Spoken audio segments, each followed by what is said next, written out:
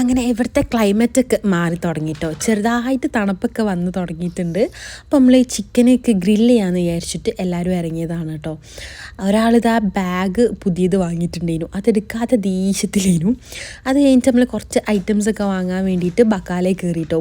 അപ്പോൾ നമുക്ക് വേണ്ടി എന്തൊക്കെയോ ഐറ്റംസ് നോക്കുകയാണ്. മൂപ്പരവിടെ ഗ്രില്ലിങ്ങിൻ്റെ ഐറ്റംസ് നോക്കുമ്പോൾ നമുക്ക് തിന്നാൻ വേണ്ടിയിട്ടുള്ള ഐറ്റംസൊക്കെ നോക്കി. അങ്ങനെ കുറച്ച് സാധനങ്ങളൊക്കെ എടുത്തിട്ട് നമ്മൾ നേരെ ഗ്രില്ല് ചെയ്യുന്ന സ്ഥലത്തേക്ക് പോയിട്ടോ.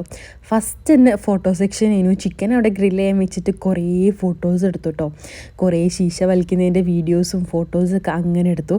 അപ്പോഴേക്കും ഫസ്റ്റ് സെറ്റ് ഫുഡ് വന്നിട്ടുണ്ടായിരുന്നു. ചിക്കൻ ഗ്രില്ല് ചെയ്തതും പിന്നെ കുറച്ച് വെജീസൊക്കെ വന്നിട്ടുണ്ടായിരുന്നു കേട്ടോ. അവിടെ കാര്യമായിട്ട് ഗ്രില്ല് ചെയ്യുമ്പോൾ ഇവിടെ 3 ആൾക്കാർ നല്ല പോളിങ് ചെയ്യുന്നു കേട്ടോ ചിക്കന്. അതാ ഫിഷ്, മെയിനായിട്ട് ഫിഷാണ് എല്ലാവരും നോക്കിക്കൊണ്ടിരുന്നത്.